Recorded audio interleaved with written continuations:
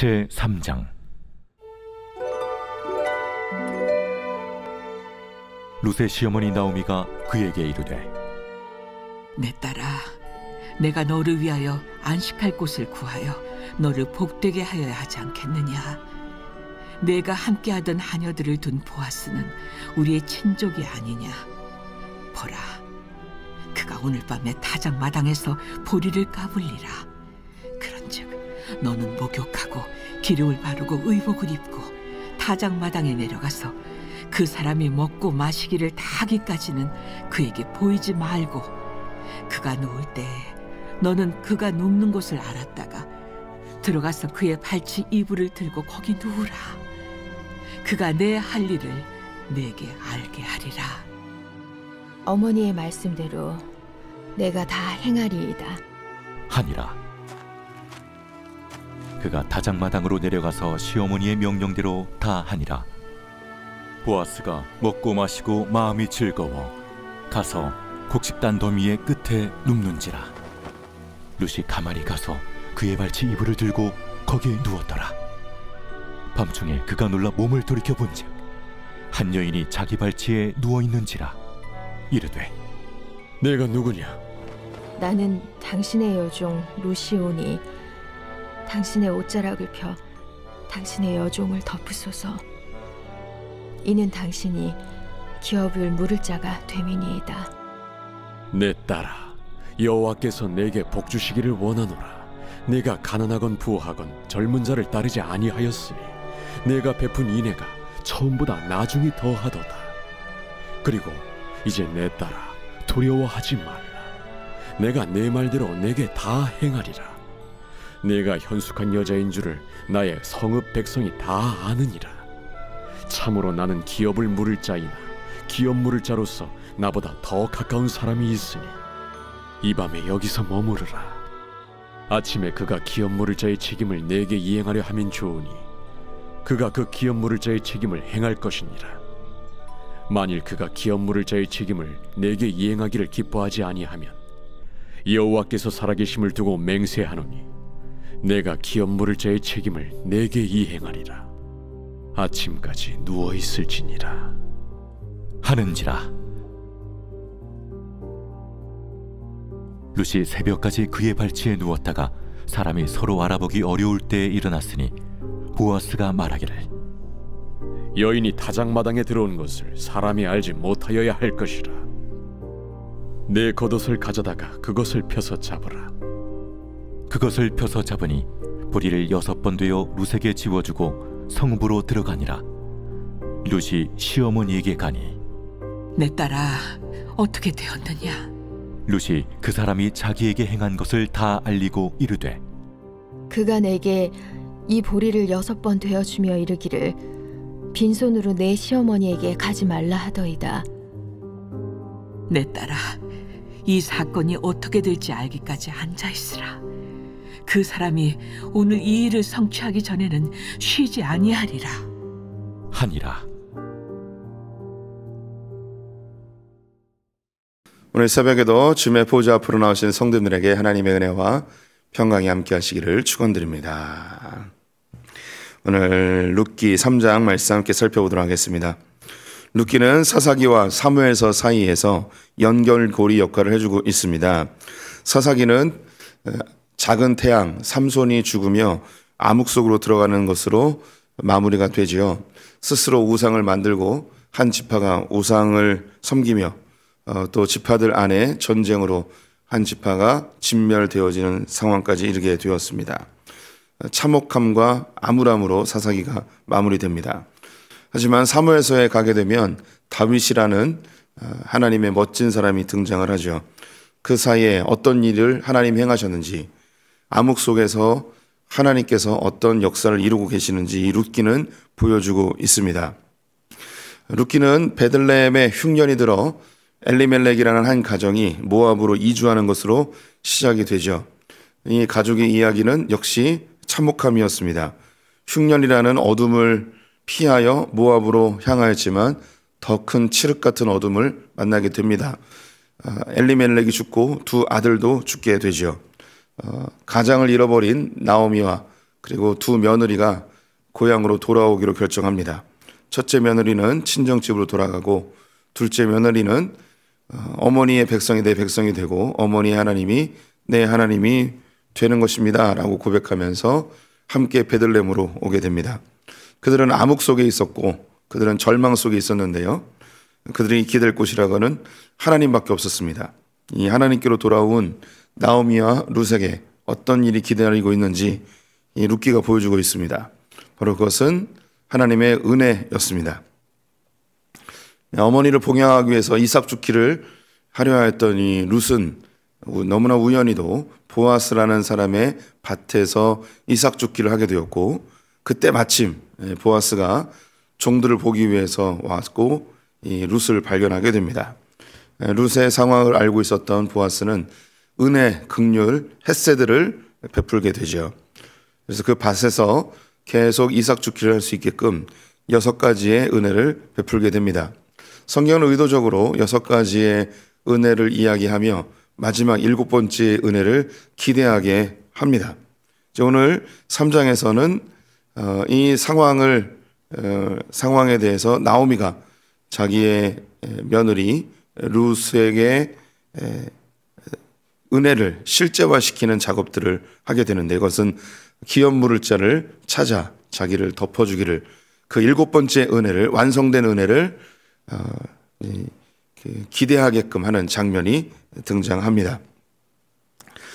이 추수가 마무리될 즈음에 이스라엘은 축제를 하게 됩니다. 그래서 수고한 일꾼들과 또 하나님이 베푸신 은혜를 축제로서 먹고 마시며 그렇게 풍성히 누리죠. 그날에 이 나오미가 룻에게 이야기를 합니다. 이 타작마당에 가서 기업 물을 자인 이 보아스의 발치에 누우라는 것이죠. 오늘 1절을 보시게 되면 룻의 시어머니 나오미가 그에게 이르되 내 딸아 내가 너를 위하여 안식할 곳을 구하여 너를 복되게 하여야 하지 않겠느냐. 여기서 이 안식할 곳은 재혼을 이야기합니다. 자기 시어머니를 위해서 이삭 죽게 하고 있는 여인, 앞으로 살 날들이 고통이고 고난이죠. 그래서 이 상황에서 벗어날 수 있는 방법은 그가 재혼을 하는 것입니다. 그래서 안식할 곳, 내가 너에게 남편을 구해주는 것이 시어머니로서 마지막 의무라고 고백하는 것이죠. 그래서 2절에 내가 함께 하던 하녀들 등 보아스는 우리의 친족이 아니냐. 보라, 그가 오늘 밤에 타작마당에서 보리를 까불리라. 이 룻이 보아스를 만났다는 그 이야기에 나오미는 직감적으로 하나님께서 어떤 일을 하고 계실 것이라는 그런 느낌을 받게 되죠. 그래서 이 보아스가 6가지의 은혜를 베푼 것을 보니 그가 기업 물을 자로서 너를 받아줄 수도 있겠구나 라는 생각으로 타작마당에 가라고 이야기합니다. 그때 3절에 보시면 그런즉 너는 목욕하고 기름을 바르고 의복을 입고 타작마당에 내려가서 그 사람이 먹고 마시기를 다하기까지는 그에게 보이지 말고 그가 누울 때에 너는 그가 눕는 곳을 알았다가 들어가서 그의 발치 이불을 들고 거기 누우라. 그가 내 할 일을 내게 알게 하리라 하니, 목욕하고 기름을 바르고 의복을 입고 타작마당에 가서 보아스가 누운 곳에서 발치 이불을 들고 거기 함께 누우라고 지도를 해줍니다.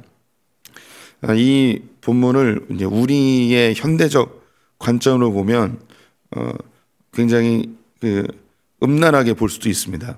그래서 그렇게 해석하는 사람들도 사실 있습니다.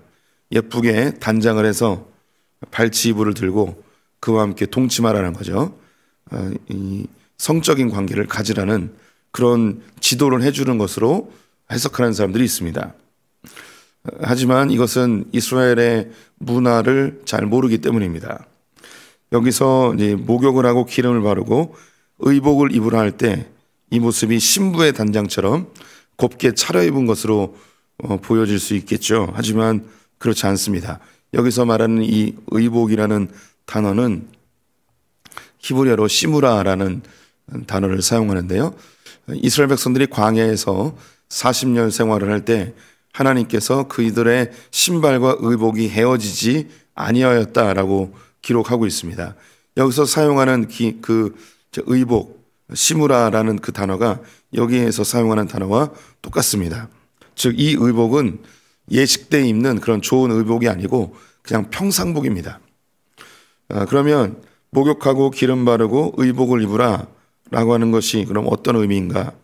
신부 단장이 아니고 그냥 평상복을 입으라는 것인데, 평상복이 아니면 그 전에 뭘 입고 있었을까요? 이 룻은 얼마 전에 남편이 죽었습니다.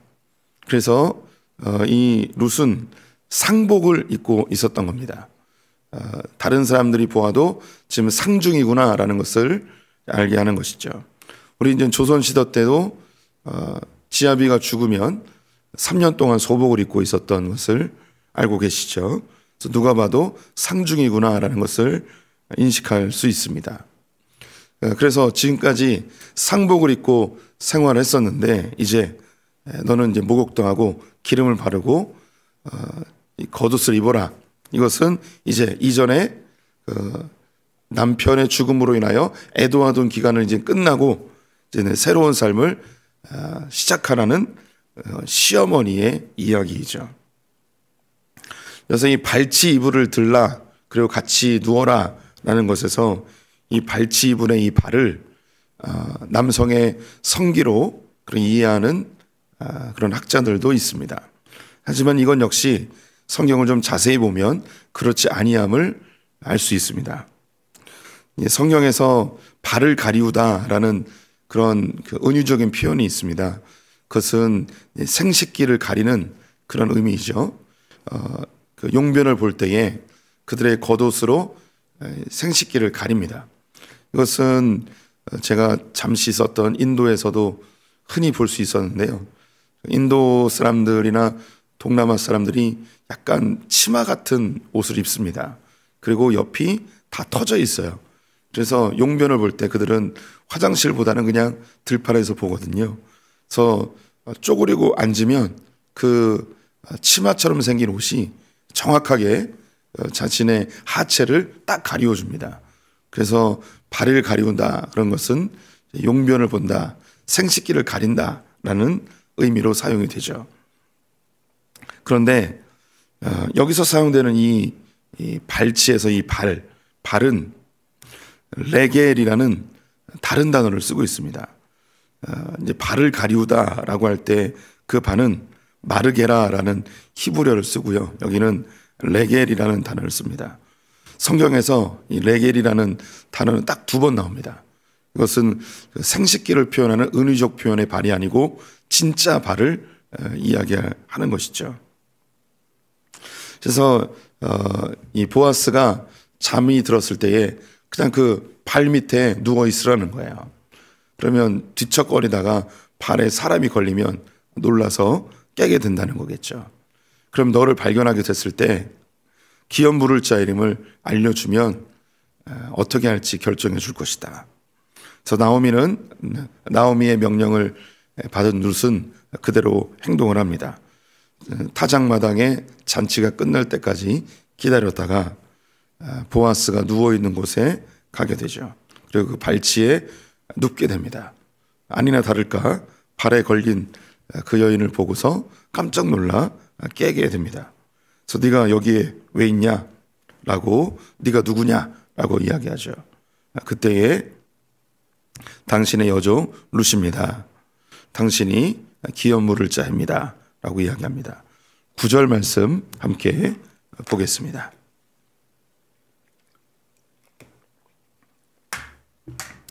구절 이르되 내가 누구냐 하니 대답하되 나는 당신의 여종 룻이오니 당신의 옷자락을 펴 당신의 여종을 덮으소서. 이는 당신이 기업을 물을 자가 됨이니이다 하니. 당신의 옷자락을 펴서 자기를 덮어달라고 이야기합니다. 이것은 은혜를 베풀어 달라는 것인데요. 이 구절과 유사한 구절을 보아스가 이미 이야기를 했습니다. 2장 12절 말씀 잠깐 보시면 여호와께서 내게 행한 일을 보답하시기를 원하며 이스라엘의 하나님 여호와께서 그의 날개 아래에 보호를 받으러 온 내게 온전한 상 주시기를 원하노라 하는지라. 보아스가 하나님의 은혜의 날개로 너를 덮어주시길 원한다라고 이미 이야기한 것을 그대로 인용해서 당신이 나를 덮어주십시오. 당신이 하나님의 은혜의 날개로 나를 덮어달라고 이야기하셨는데 바로 당신이 그 은혜의 날개가 되어 주십시오라고 고백하고 있습니다. 그랬더니 보아스가 감동을 합니다. 네가 가난하건 부하건 젊은 사람을 따르지 않고 나에게 은혜를 간구하며 찾아왔구나. 너는 눈에 보이는 것을 따르는 자가 아니고 하나님이 베푸시는 은혜를 따르는 자구나 하면서 감동합니다. 그리고 그를 거두어 주기로 결정합니다. 그런데 자신보다 더 가까운 기업 물을 자가 있으니 그에게 물어보고 그가 만약에 거절한다면 반드시 자신이 은혜를 베풀어 줄 것이라고 이야기를 하죠. 그리고 새벽까지 누워 있다가 사람들이 보기 전에 돌아가라고 이야기합니다. 그때에 돌려보내면서 보리를 6되를 그 룻의 겉옷에다가 담아주죠. 여기서 이제 보리를 6되 담아줍니다. 성도님들이 어제의 이야기와 연결선상에서 보게 되면 왜 6되를 구체적으로 언급했는지를 알 수 있을 것입니다. 이 룻기를 읽고 있는 사람들에게 지금 7번째 은혜, 이 7번째 은혜가 기대되게끔 하고 있는 것이죠. 어머니에게 갔습니다. 자초지정을 이야기하였더니 18절 말씀에 이에 시어머니가 이르되 내 딸아 이 사건이 어떻게 될지 알기까지 앉아있으라. 그 사람이 오늘 이 일을 성취하기 전에는 쉬지 아니하리라 하니라. 나오미는 알고 있었습니다. 지금 하나님이 일하고 계시는구나. 하나님이 일하시는 걸 보고 우리는 잠잠히 기다리면 된다. 하나님께서 이 역사를 어떻게 이루실지, 이 흑암 중에 있었던 가정, 남편을 잃어버리고 절망 중에 있었던 이 가정에 하나님의 긍휼을 쫓아 베들레헴으로 돌아온 이 가정에 하나님이 어떤 일을 행하실지 우리가 잠잠히 보자라고 고백하고 있는 것이죠. 룻기는 우리에게 엄청난 희망을 주고 있습니다. 기대감을 갖게 하고요. 하나님께 나오는 자에게 하나님이 어떤 은혜를 주시는지 우리 소망하게 됩니다. 어제도 말씀드렸듯이 이 성경을 처음 읽은 사람들은 바벨론에 포로로 끌려갔던 이스라엘 백성들이었습니다. 그들은 이미 익숙해진 바벨론을 떠나서 예루살렘으로 간다는 것이 엄청난 큰 도전입니다. 그래서 사실 바벨론에 머물러 있는 사람이 훨씬 많았고요. 남은 자들, 소수의 사람만이 예루살렘으로 돌아오게 되죠. 이 예루살렘에서 하나님이 그들을 위해서 어떤 놀라운 일들을 준비시켜 놓았는지. 예루살렘 성전도 지어집니다. 하지만 여전히 헬라에 의해서 로마에 의해서 그들은 고통을 당하죠. 그 이후에도 이 룻기를 계속 읽으며 은혜를 쫓아 나온 이 남은 자들, 이들 가운데 하나님 어떤 일을 행하실지 계속 기대하게 합니다. 근데 그 은혜의 완성, 그 은혜의 완성이 이스라엘 가운데 그 남은 자들 가운데 나타나게 되죠. 그분이 바로 예수 그리스도이십니다. 예수님은 나사렛에서 태어나셨는데요. 구약에는 나사렛이라는 지명이 언급되어 있지 않습니다. 사람에게 그렇게 알려지지 않은 곳이죠.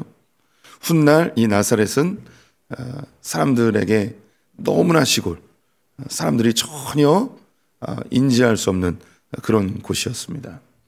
그런데 이 나사렛은 나자르라는 단어에서 파생되었습니다. 나자르라는 이 단어는 연한 순이라는 뜻을 가지고 있고 또 나시린이라는 단어를 여기서 형성되게 됩니다. 즉 구별된 자들의 동네라는 것이죠. 바벨론에서 이주해 왔던 그 남은 자들 가운데서도 하나님을 갈망하며 간절히 살기 원했던 사람들의 동네 나사렛. 여기에 요셉도 원래 베들레헴 사람인데 하나님 나라를 갈망하며 나사렛에서 생활하고 있었습니다. 그렇게 하나님을 갈망하고 주님의 은혜만 쫓으며 주의 은혜의 날개로 이 나라 가운데 임하길 원했던 그 사람들 가운데 은혜의 완성, 그분이 예수 그리스도로 탄생하게 되었습니다. 이 절망적이고 남편을 잃어버린 룻에게 은혜의 완성은 바로 새로운 남편을 맞이하게 되는 것입니다. 안식할 곳을 얻게 되는 것이죠. 우리 성도님들이 절망 가운데 혹은 흑암 가운데 계시다 하나님 품으로 오신 분들이 우리 가운데 많이 계십니다. 하나님께서 우리가 인생의 여정 속에서 6가지의 은혜를 주었던 보아스처럼 6번 보리되를 담아주었던 보아스처럼 하나님께서 우리에게 순간순간마다 은혜를 베풀어 주고 계십니다. 악한 것들로부터 보호해 주시기도 하고 쓰러질 때 우리를 일으켜 세우시기도 하고 예배 가운데 감격의 은혜를 얻게도 하십니다. 기도의 제목에 응답을 주시기도 하고 그렇게 하나님이 우리의 삶에 은혜를 주시죠. 하지만 이것은 아직 완성된 은혜가 아닙니다. 우리가 진정으로 안식할 곳, 우리가 진정으로 평안히 쉴 곳, 그것은 완성된 은혜 예수 그리스도를 직접 만나는 것입니다. 그 혼인잔치 주님이 다시 오시는 그날 그 은혜는 진정으로 완성이 될 것입니다. 우리 성도님들의 삶 가운데 하나님이 주시는 은혜를 사모하십시오. 주님께 더 가까이 가십시오. 그럼 그 때에 맞추어서 우연이라는 이름으로 우리에게 그 은혜가 찾아올 것입니다. 또 결국 주님께로 찾아나오는 자들에게는 완성된 은혜, 그 하나님 나라 예수 그리스도와의 혼인잔치가 기다리고 있습니다. 주님을 더 갈망하시기를 축원드립니다. 기도하겠습니다. 하나님, 주님의 은혜를 주차 찾아놓은 나오미와 룻에게 하나님께서 은혜의 완성인 보아스를 선물해 주심을 보게 됩니다.